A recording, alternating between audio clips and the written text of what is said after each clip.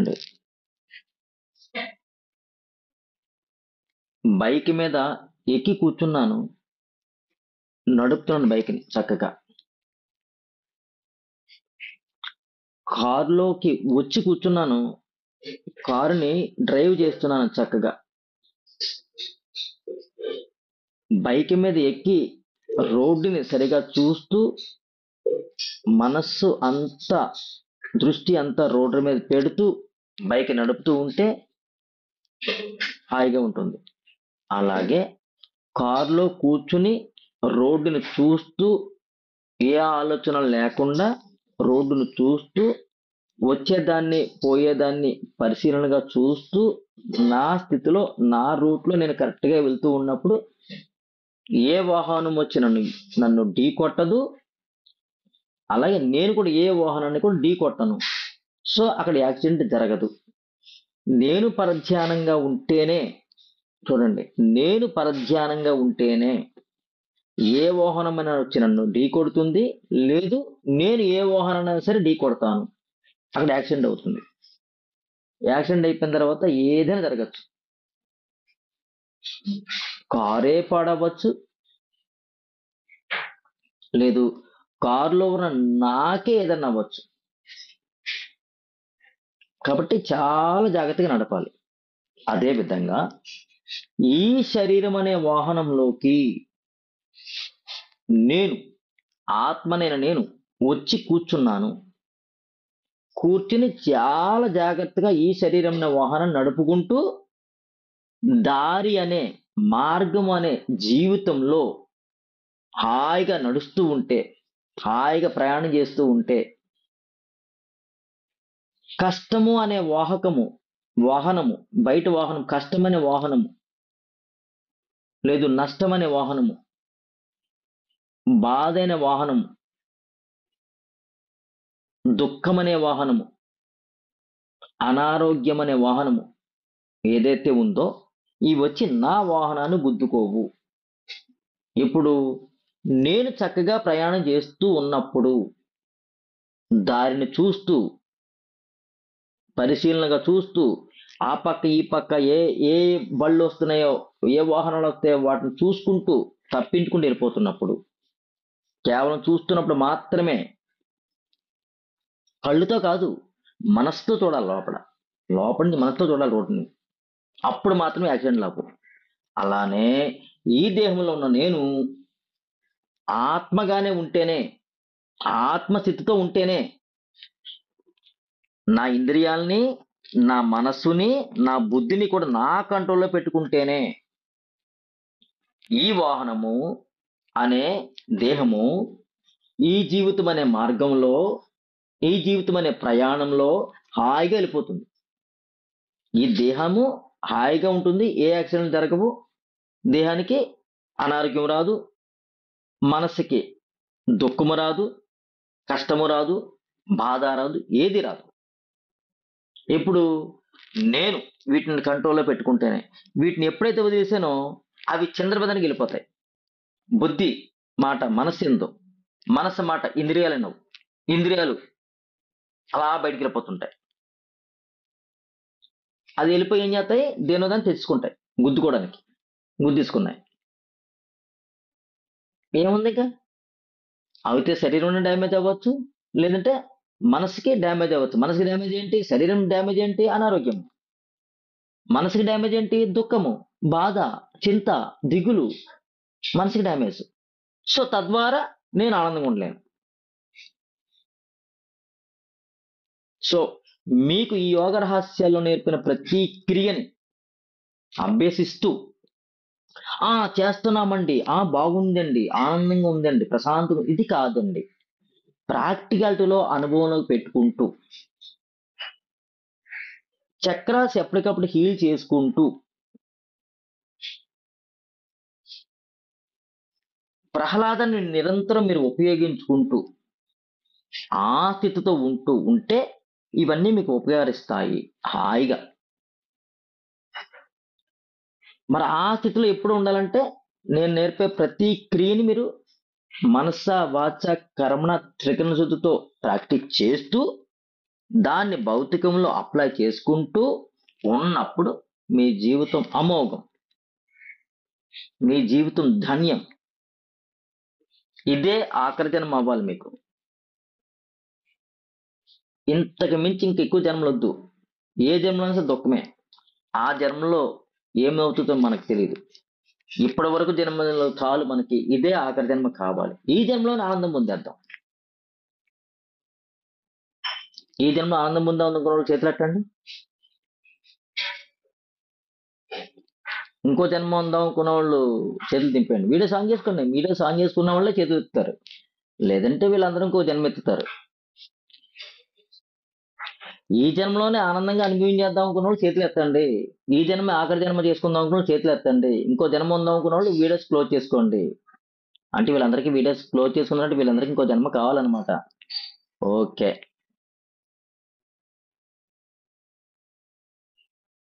Right. మరి ఈ జన్మ ఆఖరి జన్మ కావాలనుకుంటే నిరంతరము నాతో పాటు ప్రొద్దున్నే ప్రాక్టీస్ రావాలి. వస్తారా? రండి మరి.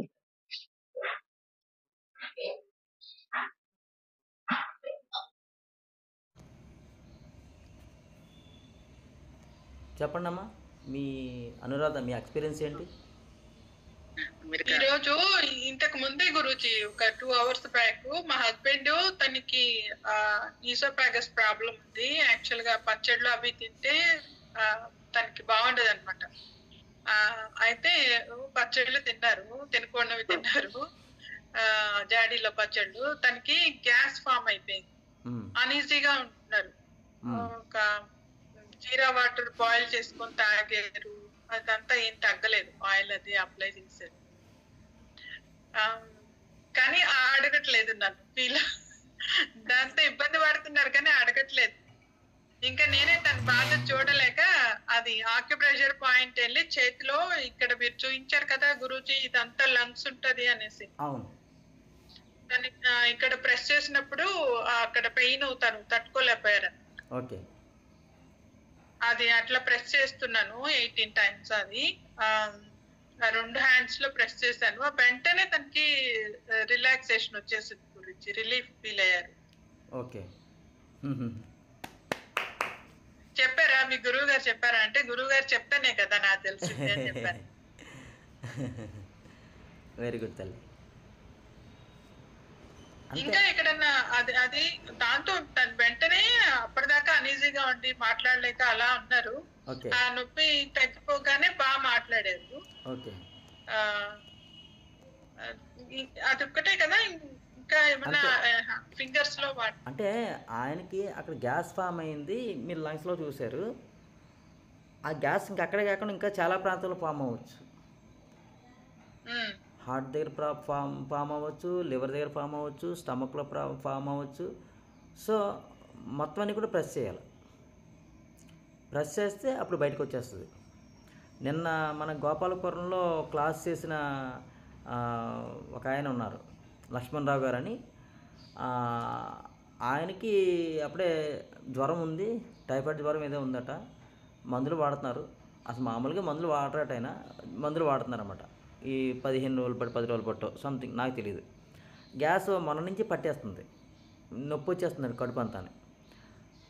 నిన్న ఏం చేశానంటే ఆయనకి ఆర్గాన్స్లో కాంతి కొట్టాలు, కేవలం కాంతి కొట్టాలు మాత్రమే తీసేసి క్లీన్ చేసి బ్లష్ చేశాను. కొంచెం తగ్గినట్టుంది, ఇంకా ఉంది. అంటే మన చక్ర జూలోకి వెళ్ళదు, ఆర్గాన్ జూలోకి వెళ్ళదు. అప్పుడు ఏం చేశానంటే ఈ చైన్ పట్టుకుని మొత్తం లంగ్స్ దగ్గర, స్టమక్ దగ్గర మొత్తం ప్రెస్ చేసేసాను 2 చేతులను. ఆయనకి నొప్పి వచ్చేస్తుంది, మీ వారికి లాగే నొప్పి వచ్చేస్తుంది.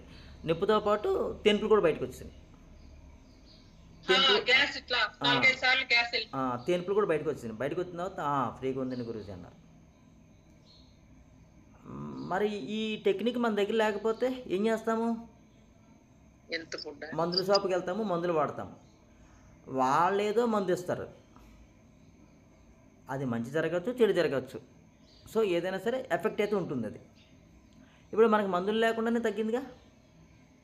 అది మందు షాప్కి వెళ్తే 10 రూపాయల మందు అవ్వచ్చేమో ట్యాబ్లెట్ ఖర్చు, దాని గురించి కాదు అక్కడ. ఆ ట్యాబ్లెట్ వేసుకోవడం వల్ల శరీరానికి వ్యాధి నిరోధక శక్తి పెంచడం పక్కనెట్టి వేరే ఆర్గాన్ పాడవడానికి అవకాశం ఉంది. అవునా? తర్వాత నిన్న ఇప్పుడు చూడండి, లీలా మీకు కనబడుతున్నారు, ఆకుల లీలా కృష్ణ. నాన్న నీవు అన్మ్యూట్ అవ్వమ్మా, బుడ్డోడు అన్మ్యూట్ అవ్వు. నిన్న నీకు జరిగిన ఎక్స్పీరియన్స్ చెప్పు సార్ నీ క్లాస్లో. నీ ఇన్ఫెక్షన్ సంబంధించి నువ్వు రిపోర్ట్ తీసుకున్నావు కదా, ఏం జరిగిందని చెప్పు. అది క్రియేటింగ్ రిపోర్ట్ తీసుకొచ్చాను. అది క్రియేటింగ్ రిపోర్ట్ తీసుకురా ముందు ఏం జరిగింది? అది మళ్ళీ తీసుకురాండి. కిడ్నీ వెనుక మణిపుర చక్రము, ఫ్రంట్ మణిపుర చక్రము క్లీన్ చేసుకుని కిడ్నీస్లో మాలిన్యం తొలగించడం జరిగింది. అవును సార్.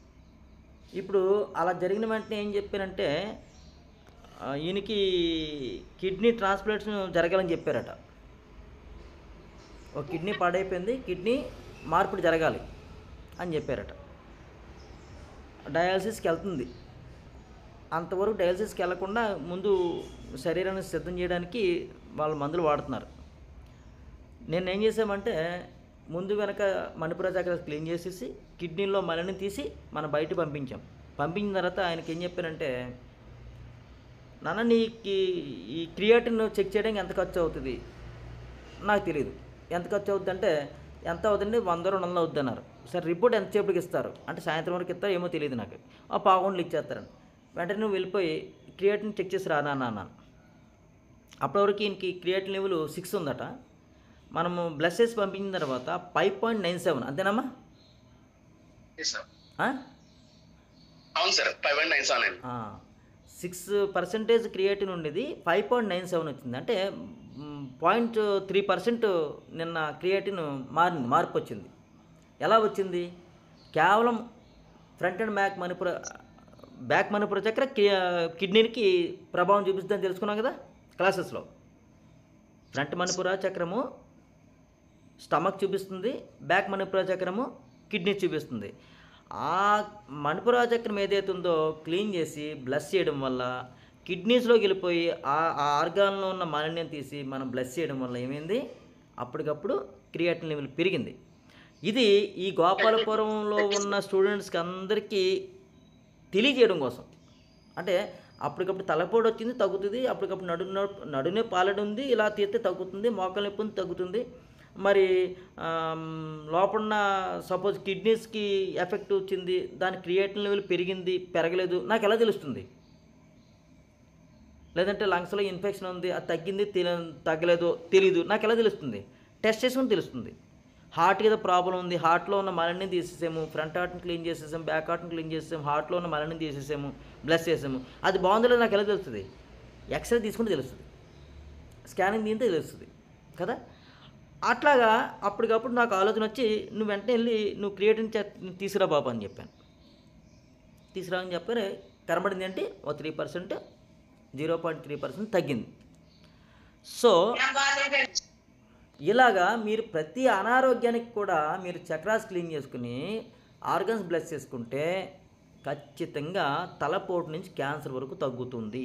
మీరు విశ్వసించాలి.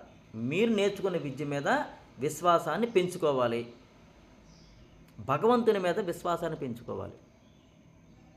ఈ రెండు ఉంటే మీ దగ్గర కొండనైనా సరే కదిపేస్తారు. ఆవగింజంత విశ్వాసం ఉంటే కొండని కదుపుతారు ఖచ్చితం. ఎక్కడ అదేరి పడకూడదు. కనబడదు, ఇప్పుడు ఏం కనబడదు మనకి, ఇప్పుడు ఏం కనబడదు, రిజల్ట్ రాకపోవచ్చు. బట్ విశ్వాసంతో ఉంటే ఖచ్చితంగా రిజల్ట్ వస్తుంది. ఎందుకంటే మీరు మామూలు మానవ శరీరంతో ఉన్న జీవులు కాదు. యోగ రహస్యాలు హీలింగ్ క్లాసులకు వచ్చిన ప్రతి విద్యార్థి మామూలు మనుషుల్లాగా దేహంతో కూడిన శరీరాలు కాదు, గుర్తెట్టుకోండి. మీరు ఆత్మస్వరూపుల కింద మీరు ఆకుపచ్చ రంగు కలిగిన చికిత్సా దేవతలుగా మారిపోయారు. సో మీరు మీ శరీరాన్ని బాగు చేసుకుంటారు, మీ యొక్క దేవతా తత్వంతో మీరు ఎదుటివారి శరీరాన్ని కూడా బాగు చేస్తారు. శరీరాలే కాదు, ఎవరి జీవితాలను కూడా మార్చగలే శక్తి మీకుంది. ఎందుకంటే మానవ మాత్రం చేయలేరు. దైవం చేయగలదు, దైవం తరపున నుంచున్న వ్యక్తి చేయగలడు. అర్థమైందని చెప్పింది మీకు? అర్థమైంది, అర్థం కాలేదా? అర్థమైంది గురుజీ. దైవం చేయగలదు, దైవం తరపున నుంచిన వ్యక్తి చేయగలడు. ఆ వ్యక్తులు మీరే. మళ్ళీ మీ పక్కింట్లో వ్యక్తులు లేకపోతే మీ కుటుంబ సభ్యుల వ్యక్తులు కాదు, కేవలం మీరే. ఇది విశ్వసించండి అంతే. నేను చేయగలను, నేను ఏదైనా చేయగలను, ఎందుకంటే నేను మామూలు మనిషిని కాదు, చికిత్స దేవత నేను. మీలో మీరు ఆ విశ్వాసం పెంచుకుంటుంటే మీ జీవితాలు మార్చుకోగలరు, ఎదుటి వారి జీవితాలు కూడా మార్చగలరు. ఓకేనా? హరే కృష్ణ.